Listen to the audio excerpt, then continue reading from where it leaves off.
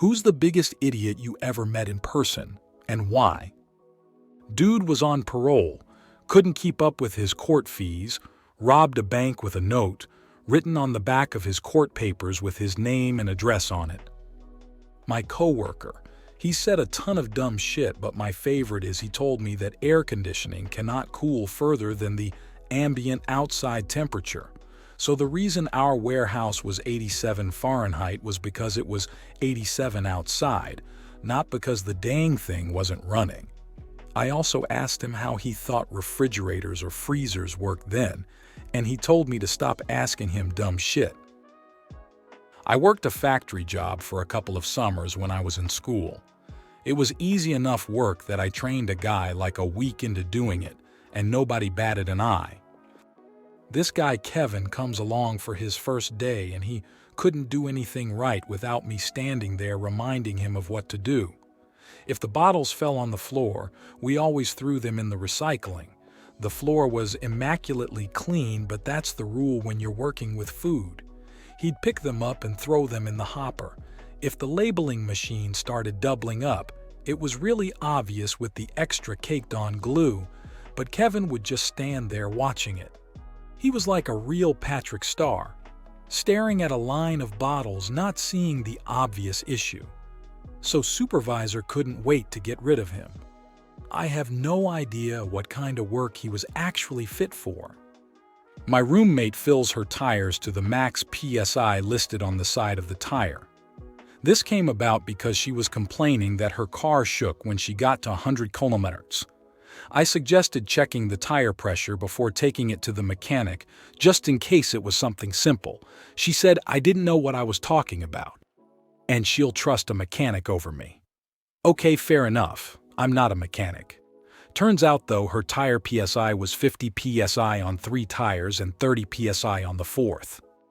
Cost her $300 because they had to do a full check of the engine and drive shaft and couldn't find the problem until they got to the tires. She told me she went and filled them back up to 50 after she left the mechanics because she checked them after and the mechanic had only put them all to 36 PSI, and she was shocked they weren't filled properly. Her manual says 36 PSI.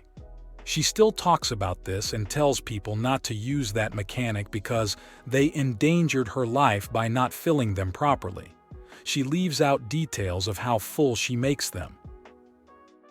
This idiot is endangering her own life and others driving on overinflated tires. I personally think driving tests should cover more than just basic laws and operations. It needs to cover proper maintenance and care for your vehicle too. I was working as a mudlogger, entry-level geologist who works on an oil rigs, in West Texas when the oil company sent a licensed geologist to audit my work. As he was reviewing my samples, he explained to me that fossils were placed on Earth to lead us away from Jesus. Now, this guy had a geology degree, had passed a test from the state, and worked as a geologist for 40 years, and he was committed to young Earth creationism. This one has me flabbergasted. I work for our geological branch as their info admin person. I couldn't imagine being in geology and believing creationism. The two are not compatible. I once knew a guy who thoroughly believed he could be president, if only he'd managed to get off the drugs. He literally tried to run for office as well, but he failed at filling out the actual forms. I kept meeting the guy at parties for a while, and every time I did, he told me about his new plans to become president. It was ridiculous. I have a friend named Merv. He believes that he and Samantha Ruth Prabhu were in love in a past life and are future soulmates. So short story is they were on the Titanic and met upon the ship and hit it off. The ship hits the iceberg, and when there's no more room on the lifeboats, Merv sacrificed his seat in order to save her. He believes they both died and now reincarnated into their present selves. He said once their eyes meet, she will know like he does, and they will fall in love all over again. He's so serious he wants her name tattooed and posts about her all the time. He also believes he can do black magic, and by him not doing any magic tricks, yes, card tricks, he's saving his magic to cure a disease she has, which is myositis. I also may have convinced him by not smoking cigarettes and doing drugs will help to cure her. I don't know who Samantha Ruth Prabhu is, but I think she needs a restraining order.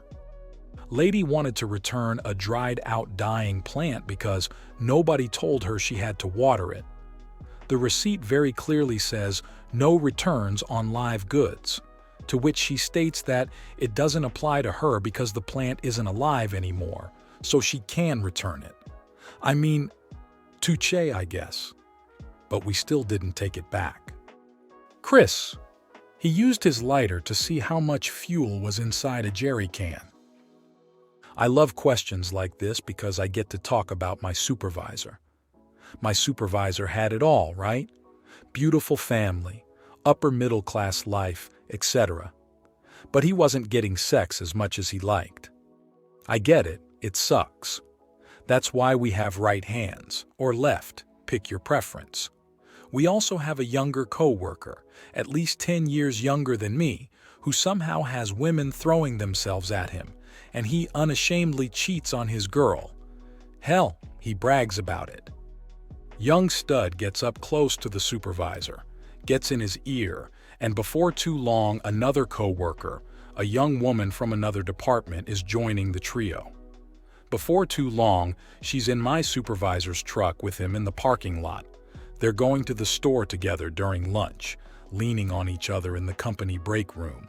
Hell, he's letting her drive his brand new truck his wife helped him buy.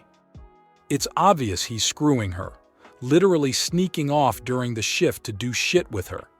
And what was so dumb was how blatant he was about it. Literally screaming to the world, "Look, I'm a cheating dumbass. Someone should tell my wife." I kept my mouth shut. It wasn't my place to say shit, but it bugged him. I was the only guy in our department who wasn't openly encouraging his stupidity. I've been cheated on, and I grew up around a dad who'd fuck anything. I have nothing good in regard to infidelity. He asked me what I thought of it one day near shift's end. "What's your opinion on this, man?" "On you cheating on your wife?" "Yeah, about my side piece." "Are you actually asking me this?" "Yeah." "Marco, you are a fucking idiot. You have to be one of the dumbest motherfuckers to grace the planet. I take this as your first affair?" Yeah, it is." "I can tell." I proceed to get more animated and angry at him for giving control of his life to some trashy-ass hoe and for completely upending the lives of his kids, all because he wasn't getting enough sex. Not only that, but for being so fucking loud about it. Just a huge middle finger to his wife. He wasn't even being discreet about his affair. Well, his return salvo was, "My side piece brings me lunch at least." God damn it, Marco. Anyway, he leaves his wife one night and gets a hotel room, and since he doesn't have to look his wife in this face, he called her and confessed.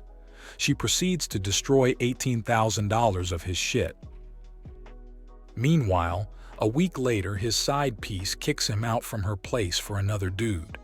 She then calls him to tell him she's pregnant, 6th kid from 5 different daddies, and Marco believes it's his. Dumbass.